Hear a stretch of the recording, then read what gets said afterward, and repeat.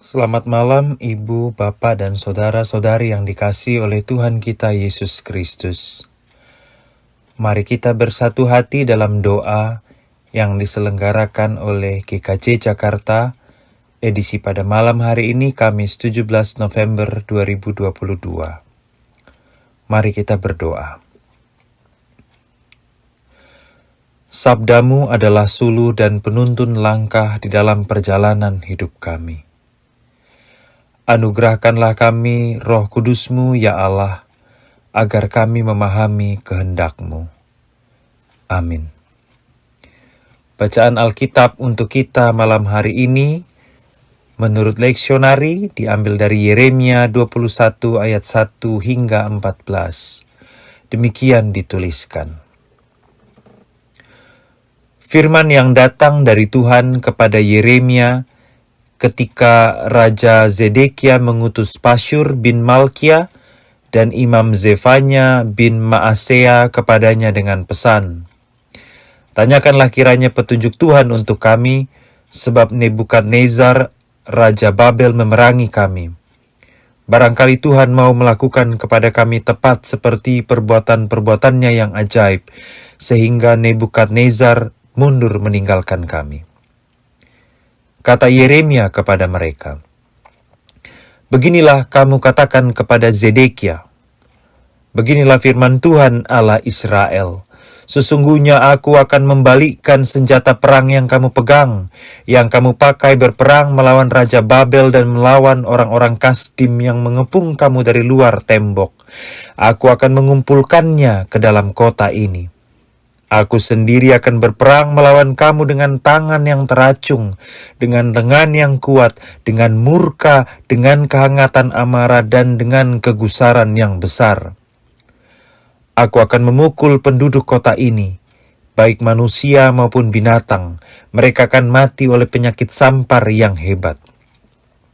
Sesudah itu demikianlah firman Tuhan kepada Zedekia, Raja Yehuda, dan pegawai-pegawainya dan rakyat di kota ini yang masih tinggal hidup dari penyakit sampar, dari pedang dan dari kelaparan, akan kuserahkan ke dalam tangan Nebukadnezar, Raja Babel, yaitu ke dalam tangan musuh mereka yang berusaha mencabut nyawa mereka.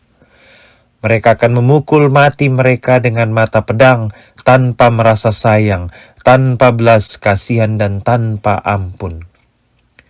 Tetapi kepada bangsa ini haruslah kau katakan, beginilah firman Tuhan. Sesungguhnya aku menghadapkan kepada kamu jalan kehidupan dan jalan kematian. Siapa yang tinggal di kota ini akan mati karena pedang, karena kelaparan, dan karena penyakit sampar. Tetapi siapa yang keluar dari sini dan menyerahkan diri kepada orang-orang Kasdim yang mengepung kamu, ia akan tetap hidup.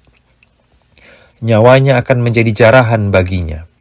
Sebab aku telah menentang kota ini untuk mendatangkan kecelakaan dan bukan untuk mendatangkan keberuntungannya. Demikianlah firman Tuhan.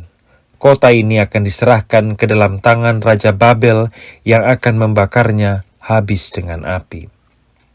Kepada keluarga Raja Yehuda, dengarlah firman Tuhan. Beginilah firman Tuhan, hai keturunan Daud.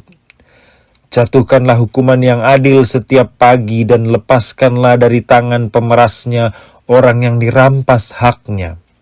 Supaya kehangatan murkaku jangan menyambar seperti api dan menyala-nyala dengan tidak ada yang memadamkannya. Oleh karena perbuatan-perbuatanmu yang jahat. Sesungguhnya aku akan menjadi lawanmu, hai kota yang di atas lembah, gunung batu di dataran.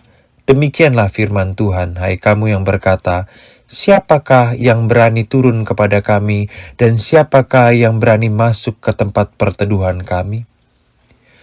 Aku akan melakukan pembalasan kepadamu sesuai dengan hasil perbuatanmu. Demikianlah firman Tuhan, aku akan menyalakan api di hutannya yang akan memakan habis segala sesuatu yang di sekitarnya. Sebetulnya di pasal 20 kita bisa melihat Yeremia diperlakukan tidak adil, disakiti dan dipermalukan. Akan tetapi, itu semua tidak membuat Yeremia takut melanjutkan tugas kenabiannya. Dengan berani ia menyampaikan firman Tuhan yang keras kepada Pasyur dan Imam Zefanya yang memohon pertolongan Allah mewakili Raja Zedekia dan penduduk Yerusalem yang sedang diserang dan dikepung pasukan Raja Babel. Pesan itu tidak populer dan penuh dengan kalimat negatif. Rupanya firman Tuhan tidak selalu enak didengar, kadang-kadang pedas dan membuat tidak nyaman.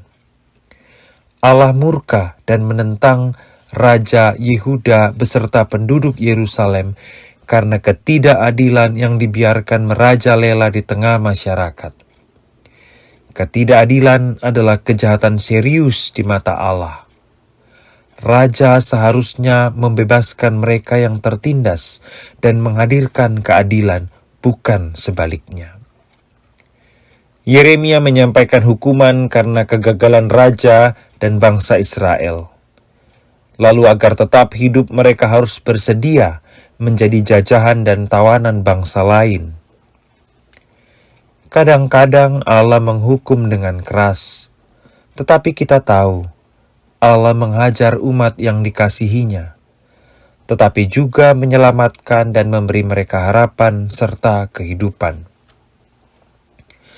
Kita tidak perlu harus mengalami hukuman seperti yang dialami Raja Zedekia bersama umatnya. Karena itu, sebagai umat Allah di masa kini, hendaknya kita terus-menerus mengusahakan keadilan dan perdamaian bagi semua. Sebagai penutup renungan dan doa di malam ini, saya akan membacakan doa berkat dari tradisi Fransiskan. Kiranya Allah memberkatimu dengan kegelisahan dan ketidaknyamanan atas jawaban yang mudah, kebenaran yang setengah-setengah, relasi yang palsu dan dangkal, sehingga engkau tergerak untuk mencari kebenaran dengan berani dan menumbuhkan cinta yang mendalam di hatimu. Kiranya Allah memberkatimu dengan kemarahan yang suci, melihat ketidakadilan, diskriminasi, penindasan, dan eksploitasi orang, sehingga engkau tergerak untuk bekerja tanpa lelah, mengusahakan keadilan, kebebasan, dan perdamaian bagi semua orang. Kiranya Allah memberkatimu dengan air mata yang ditumpahkan bagi mereka yang menderita kesakitan, penolakan, kelaparan, atau kehilangan semua yang mereka sayangi, sehingga engkau tergerak untuk mengulurkan tangan menghibur mereka dan mengubah rasa sakit menjadi sukacita. Kiranya Allah memberkatimu dengan kebodohan yang cukup untuk percaya bahwa kita benar-benar dapat membuat perbedaan di dunia ini, sehingga kita mampu dengan rahmat Tuhan melakukan apa yang diklaim orang lain tidak dapat dilakukan. Allah Sang Halik, Yesus Kristus Sang Firman yang menjadi manusia, dan Roh Kudus Sang Pembimbing menyertai kita sekarang dan selamanya. Amin.